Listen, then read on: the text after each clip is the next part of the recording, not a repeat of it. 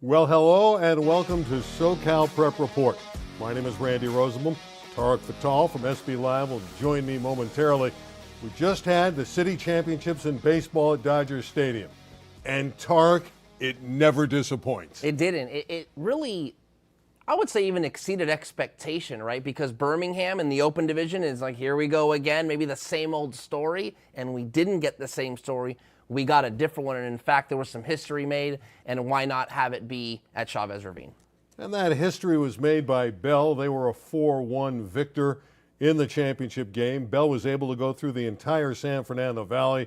Sylmar, and then they knocked off Granada Hills in the semis, which was the #1 seed, and then the Birmingham victory. And more impressively, they only let up one run the whole postseason, a shutout to Sylmar, a shutout to Granada, and then a 4-1 victory, as you alluded to, over Birmingham. There it is. And you can see it wasn't that major of a surprise. I mean, Bell was the #4 seed, a very young baseball team. And early on, David Gonzalez got a key hit.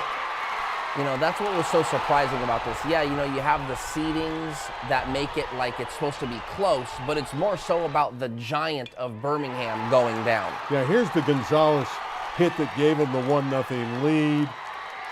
And Bell here built some momentum with that RBI single. Yeah, you know, that was huge. Just to almost draw blood, so to speak, made everyone in that stadium believe that this thing could go Bell's way. And Melendez draws a walk with the bases loaded, and suddenly it's the Eagles 2-0. Yeah, and that's when things are starting to believe, we could see something major happen. And the gap widened, 2 RBIs for Gustavo Ramirez, and the Eagles were flying high. They go up 4-0, and Randy had an interview with the coach. With Frank Medina, I know you're very proud of your team. It's a school that has never won an upper division title. Now you have, and you went through the San Fernando Valley. Valley Killers. We tabbed ourselves the Valley Killers at the beginning of the playoffs, man. Bunch of babies, they don't care. They just want to show up and play. The toughest group of kids I've ever coached in my life. They bought in. We worked hard. Weight room, summer, fall, winter, no excuses. I was hard on them. Sometimes they hated my guts. Sometimes they couldn't stand me. But they did everything we had them do. I can't take any credit away from these guys, man. I start 4 sophomores, 3 freshmen. These guys just come through every single game. We've been playing 1-0, 2-0 games all year. I mean, I don't know what to say about these guys. It's the best group of guys. I've been coaching football and baseball for over 20 years, and I've never had a group like this. You know, amazing, man. The grit. No, we had our first baseman get stitches last night. We're in the hospital till 10. I've had my shortstop wear an 85-mile-per-hour fastball in the face. Back the next game. I mean, I don't know what else to say about these guys. My center fielder's been playing with a high ankle sprain all year. Like, man, you see it. We don't belong here. We don't belong here. I think you do belong here. Yeah, we sure do now. What was going through your mind in the last inning when Birmingham was starting to rally? Granada Hills rallied 5 innings, 3 bases loaded, 2 men on, 2 other innings. You saw these guys. They don't care. We're just going to get an out. We're just worried about the next out. And when we get that out, we're worried about the next out. And that's all we care about. We can get enough outs, we'll get out of any jam. Frank, congratulations. Thank you. Appreciate it. And they did get out of a big jam in the final inning. Birmingham did get a run, but it was limited in terms of just 1 because they had bases loaded. And again, this Bell team found a way. I tell you what, that to me was the theme of their postseason. Maybe not so much against Sylmar, but against Granada. Granada left 12 stranded. Bell continued to get out of jams. Bases loaded, got out of the inning. Bases loaded, got out of the inning. 2 on, no outs, got out of the inning. And that happened against Birmingham as well. So credit to them for keeping their poise. That wasn't the only game at Dodger Stadium.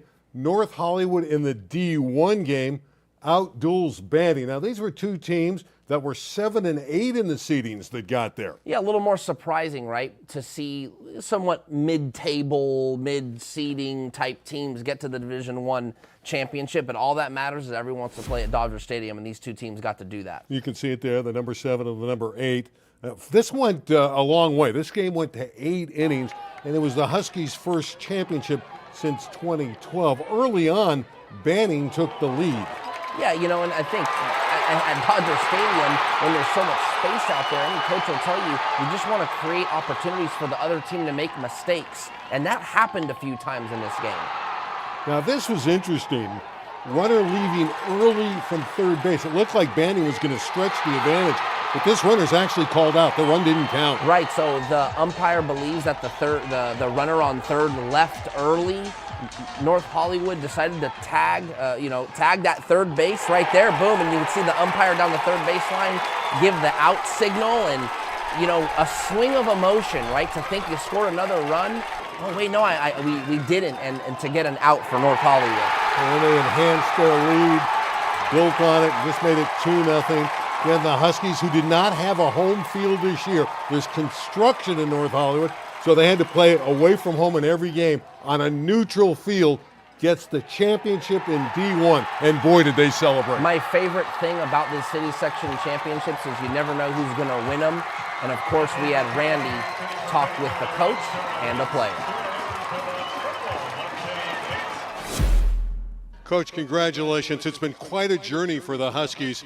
You battled, and it wasn't easy today against Banning. Yeah, I got to give a lot of congratulations to these guys. They're the ones that put in the work. I had the game plan, they execute it. The last 5 years we've been at a park, practicing, working, grinding, and this shows the results to that.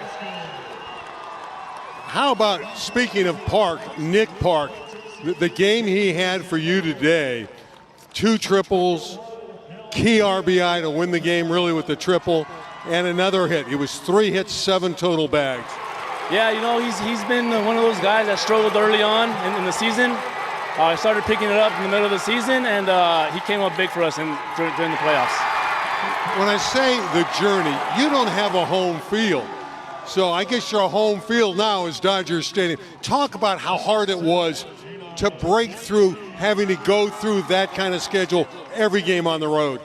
We try to build up a tough schedule to build our confidence. The beginning of the year, we got walked off 3 times.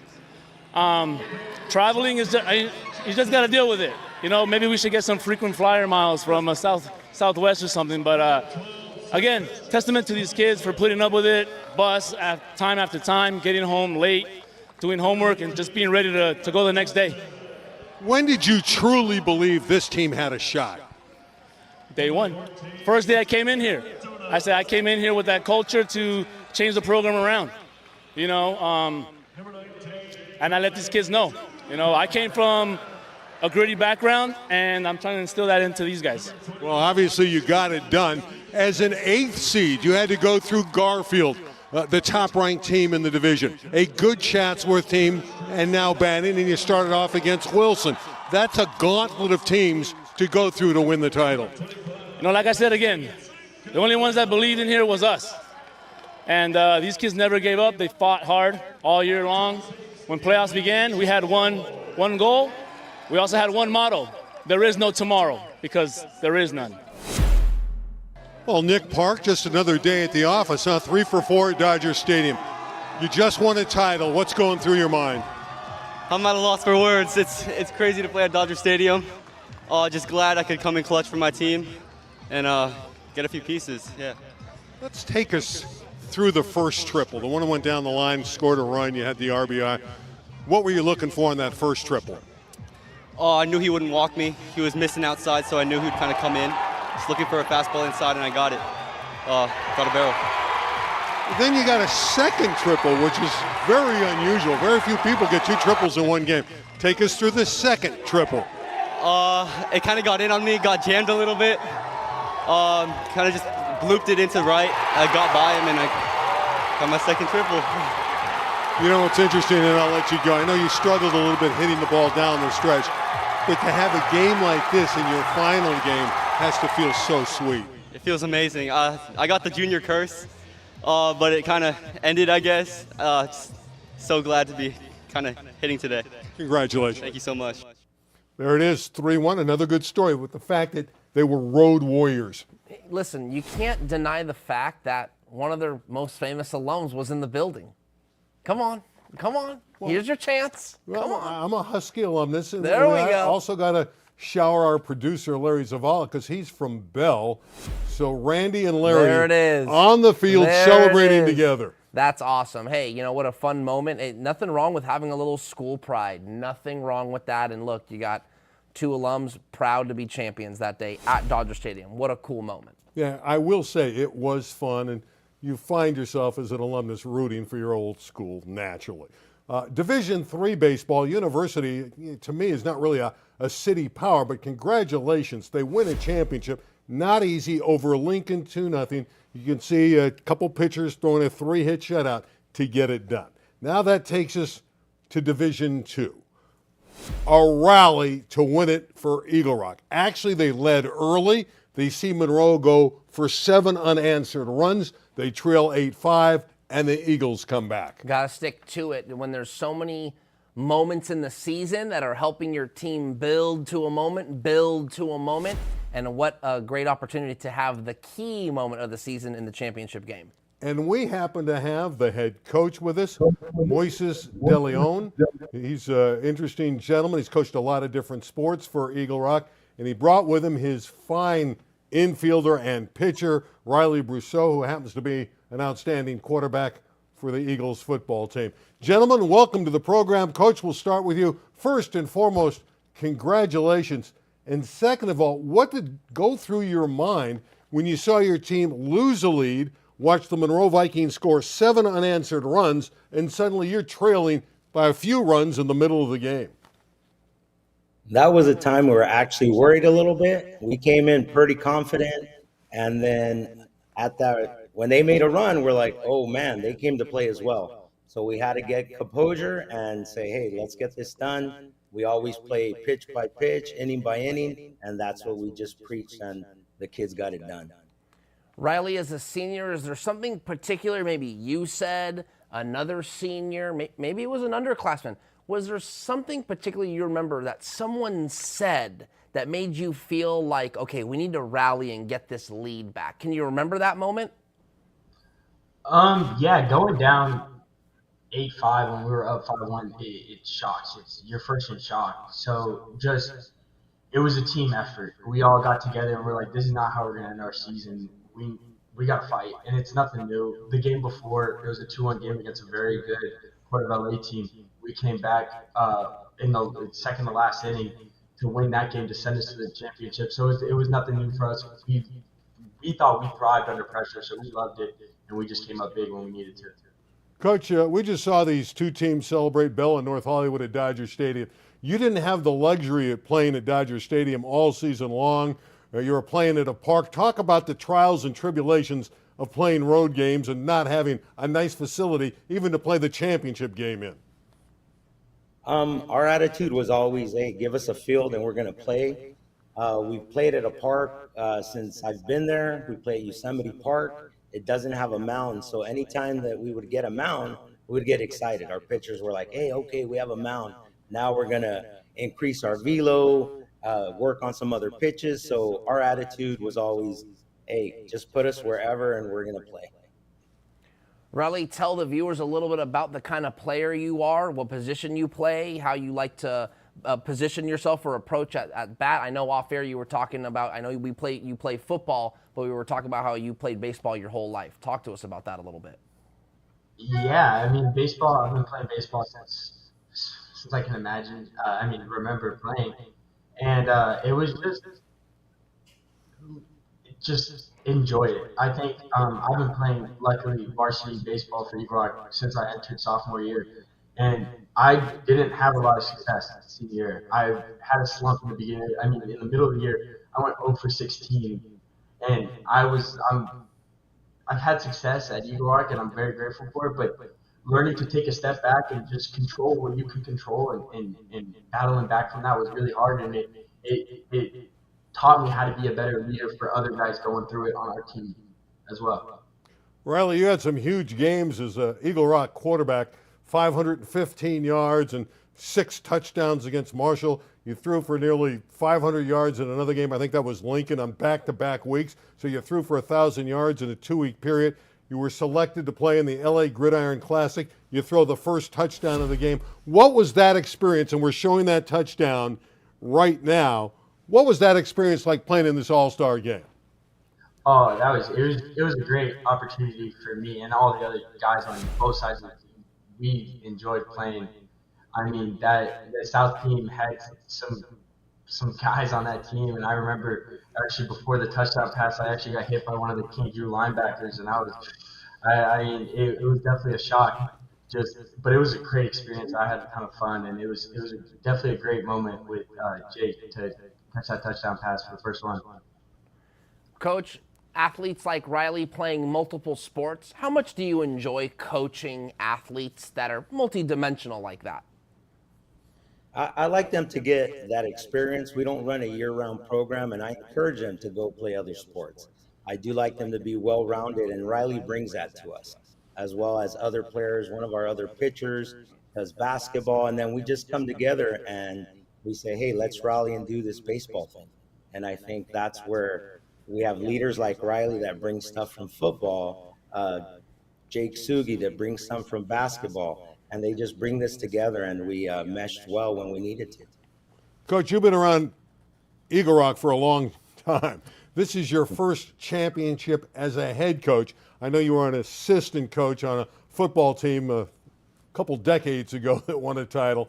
But what's it mean to you to bring a team together as the head mentor and win a title?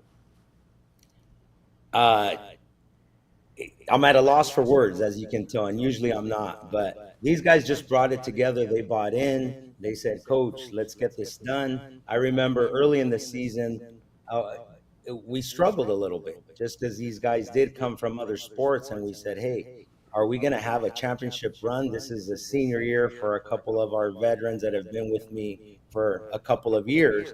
And they brought it together, and we were able to get it done. And it does mean a lot as a head coach. To be an assistant is great, but as a head coach and kind of seeing the fruits of your labor and seeing the kids actually buy in and do it is amazing.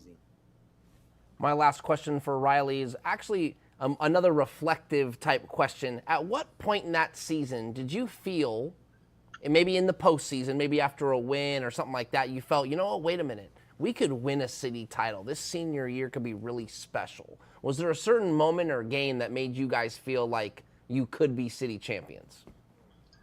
Yeah, I mean, at the beginning of the season, me and one of my closest friends, the pitcher Devin Avila, we wanted this season bad. Both both sophomore year, we got beat in the semifinals against Wilson, and it doesn't leave a good taste in your mouth to get that close and fall short. It sucks. So we know that me and him were the leaders this year, and we struggled in the beginning, like Coach said. Me and Devin got into a little bit of an argument, and it brought us closer, and it brought the whole team closer. We knew that if we wanted to win, we got to be a team, one big family. And near the end of the season, we all bought in, and we won 10 out of our last 11 games to get into the playoffs, and then into the playoffs and in the championship. I consider those guys family now, and it's such an amazing feeling. Well, Eagle Rock is a family affair. I think it's a great community school. Coach, I know down the road, I'm sure you'd like to get into Division I, maybe the Open Division, and lead the Eagles to a higher division title. But D2 is pretty good. And I know, Reilly, you're going to play two sports, hopefully at Glendale Community College, baseball and football. We wish you the continued success. And gentlemen, congratulations on a terrific season and a championship. Thank you. Thank you very much. Appreciate it. You got it. Two really nice guys. Love that. Didn't know they won 10 out of 12 to finish out the year. That's really, really good coaching and good stick-to-itness, because things can go awry when you're having a rough season, but it's all about how you finish. Let's turn our attention to the state regional baseball tournament. Before we get to some of the scores, I want your thoughts on opt-outs. Sure. Because not all the top teams played. Do I have the rest of the 11 minutes of the show? No, I'm kidding. Listen. It might take 11 minutes. It's as plain as simple. And I think a lot of the coaches, even competing in the regionals, will agree. What happens is it's just so late in the year, and because of the calendar, a lot of teams decide to opt out of the regional playoffs. Why? Because they have to wait a whole week of no games for the other sections in the state to finish, so that they can play in the regionals. And a lot of teams just decide, you know what, we got graduation, we got other stuff, we got travel ball tournaments to play in. we're going to decide not to play. And I would say that most teams that win a CIF Southern Section Championship are more likely to opt out because that's the dog pile everybody wants. Yeah, Corona's a perfect example. They won the CIF Southern Section title. They're going to be crowned national champions. There was no reason for them to play in the tournament. They had everything to lose and nothing to gain. All right, let's go through some of these scores. And again, the finals in the different divisions are Saturday, and we'll get more into it next week with all those finals. But let's give you a little taste. You know, for Moore Park, I like this game. It's sad that Bell actually lost, but they had that great finish at Dodger Stadium. But this was a bounce back for Moore Park, who had lost to Hart in the finals of their division in the CIF. Correct. You know, there was controversy there. However, I do think that's a solid storyline, right? Here's a team, Moore Park, that feels like things should have went differently in their final, and that's fair. So now they're on this redemption tour, per se, in the regionals, and they're still alive for a regional title. Kudos to the Musketeers. In Division 3, Birmingham got a shutout, knocking off South Torrance. You see Eddie Nallen with the two-hit shutout. That's really a nice performance. St. John Bosco with a win over Granada Hills. I still feel bad for Granada Hills. Postseason play, they struggled in the city section. Now they get an opportunity in the state regionals, and they fall short. Today, St. John Bosco knocked off Birmingham, so Birmingham's out. At least they can feel somewhat satisfied with the earlier victory over South Torrance. So that was nice. In Division 4 in the state, you see North Hollywood's another team that let down after winning at Dodger Stadium, losing 11-1. And now let's turn our attention to the D1 regional.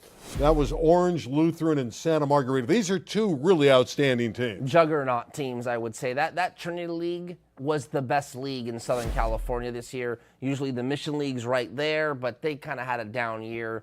And so the Trinity League was probably the gauntlet of all leagues this year, and Orange Lutheran is one of those better teams. In fact, Orange Lutheran won the Trinity League. Yeah, and they're going to play La Mirada that knocked off a good Huntington Beach game. That had to be entertaining today, 10-8. Again, the title game, and you see their records is Saturday at 4 o'clock at Hart Park. So we wish those teams well. It figures to be a fun game. It'll be a fun game. There's no question that it'll be a good competitive game. But, of course, the big sore there is that Corona and Harvard Westlake, the Division I finalists, weren't even in the tournament. Opt-outs. Correct. It's like, you know. Got to get a state championship in there. I don't know exactly what it takes, and I know you didn't ask me, but I think if teams know that there's a state championship to play for, it will incentivize them to stay in because you want to be a state champion. The only thing uglier maybe than opt-outs is load management, but they're in the same. They're on the same team. Anyway, let's turn our attention to some of the softball. I felt good that Granada Hills came back, and Mormon pitched a great game. You can see that with the 13 Ks. 3-0 over San Marcos. Then Etiwanda turned the tables on Granada earlier today, 1-0. Yeah, Granada Hills, like we said, we kind of felt bad about them a little bit. That was another team that got to the final and didn't. I think it took 14 innings, and Carson ended up winning. But listen, softball is great in Southern California, and there's more of it to still be played. And you can see who they're playing, which is Modern Day Catholic. That's not the team from Santa Ana, but that's the team they'll meet in the championship game. All right, turn our attention to track and field. The state finals were last week in Clovis in the Fresno area. Here are some of the key winners. Sure, the highlights. Starting with the high jump. Deshaun Banks of Birmingham, in just over a year of high jumping, clears 7 feet 1/2 inch and wins. Yeah, really, really fun story, right? Someone that's just gotten into the sport and clearly a raw athlete with a ton of potential. To only be high jumping for, I think, a year and some change to go be the state champion is remarkable. That's, I would venture to say, I know enough about track and field, that's pure athleticism. You need a lot more than 1 year to get technique down. If you combine the athleticism with the technique, which takes years, he could be a really, really special athlete. What can we say about Sadie Engelhardt? She's won the 1,600 meters now in the state 3 straight times. Just a shade over 4 minutes 32. You can add 0.6 to the end of the 32.06. And then you see the 100 meters. I always like to, underscore who's the fastest boy and girl. Brandon Arrington of Mount Miguel, but there's Jordan Coleman, Granada Hills runner-up. And in the girls' 100, Michaela Ward from Canyon in Santa Clarita, just ahead of Mia Flowers of Gardena Serra. Yeah, I mean, everyone always wants to know who the fastest is. And Jordan Coleman from Granada Hills, don't forget, he was the running mate of Dijon Stanley last year. And this is Coleman and Stanley were the anchors that won Granada the state championship last year, which was pretty remarkable. So good to see him back in his senior year with a nice performance. And again, Long Beach Poly, everything's in Long Beach when it comes to track. Long Beach Poly wins the boys team title. You can see, no shock, 11 titles since 2011. And then Long Beach Wilson repeat as the girls champion, and that's their 5th overall. Yeah, remarkable. Long Beach is where the track and field is. A ton of athletes come out of that school. No surprise. A lot of athletes come out of Warren High School, right around the corner from where we do the show in Downey. And Madden Iamaleava is a great young quarterback. His brother was a fine quarterback, now at Tennessee, has committed to UCLA. He's going to play for Deshaun Foster. You know, the Bruins they're in the Big Ten now, Randy, so that's big-time football. Not to say that the Pac-12 wasn't. In fact, you could argue the Pac-12 was the best conference in college football this past year. Huskies got to the national championship. But anyway, neither here nor there. Iamaleava is a great player, and I'm curious to see how he does under Deshaun Foster, who is a new coach. Yeah, Madden, 3,626 yards last year, 43 touchdowns, 4 interceptions. What a wonderful ratio. Yeah, you know, talented and efficient. What's a better combination than that at the quarterback position? And if you watch this show, you know that we always talk basketball with Tarek. So before we close, I got to talk about Nick Hameni of Harvard Westlake. Sure. Making the 18 and under national team. What a great accomplishment. It's not that surprising to me, and I think even you, Randy, if you're a local SoCal basketball person that's interested in SoCal basketball, you know Nick Hameni at Harvard Westlake. And I think what's nice and refreshing is that now the national pundits and analysts are starting to catch on. I was at the Hoop Hall Classic in January and saw Harvard Westlake play on national television against Ace Bailey and McCurchin of Georgia. And everyone was talking about Ace Bailey, and Nick Hameni played better than Bailey, and Harvard Westlake won. And so I just thought, man, if they can't see this talent right here in front of them, we got a problem, and maybe a little bit late than never, but finally they're starting to see how good he is. He will be, when he's done, when he's done with high school basketball, he will be a 5-star recruit. And now he's on the USA basketball team. Yeah, and he's going to play for Harvard Westlake again next year. Now, there's a guy at St. Francis that nearly made. That means 2 players from the Mission League. St. Francis guard Mozzie Mosley came on eyelash. He was one of the final cuts to make the team. Mozzie is super dynamic, different player, long, athletic, wiry. I don't know if you ever watched Justin Holiday play in high school, just long and just jumps out the gym. Mozzie a little bit more guard skill and kind of more play around the perimeter. But that's the kind of comp I think of, just someone that's so next level. And Justin obviously went and had a great career at Washington and is still in the NBA. So Mozzie Mosley is well on his way, despite not making the team. I know you have some breaking news about a player that's going to play in the Mission League. Notre Dame, the young man that's coming in. No. Oh, you're talking about Josiah Nance. I am. Okay. Threw you off with that one. There might be a little Mission League news next week. Tune in. But yeah, Josiah Nance, Heritage Christian freshman. We're talking a 6'5" freshman that was key in the rotation. That Heritage Christian team was 1 win away from the Division II state championship. Tay Simmons, Dylan Shaw, really, really good team. They all come back next year, except for Josiah Nance. He's going to play for Matt Sargent at Notre Dame. You know what? The season's just about over, but El Camino's football season is right around the corner. And they haven't had a home football game in a long time because they've been working on the field. Well, apparently the field is finally completed. So when LA 36 covers ECR, and we do 4, 5, 6 games a year for them, they should be playing some home games. Finally, you know, that's a program that hasn't had a home field for years. They haven't even been able to really practice on the field. Practice? Josh Leinert, the baseball coach, is probably going to he's feeling good now because the football team has had to practice on the outfield of the baseball field for so long, and now that's all over, so he can have his baseball field back. Speaking of all over, next week's our final show of the season, and we will be back. I can tell you it's like August 22nd, but you're not going to remember that. But the good news, we're returning next season, Tarek and I.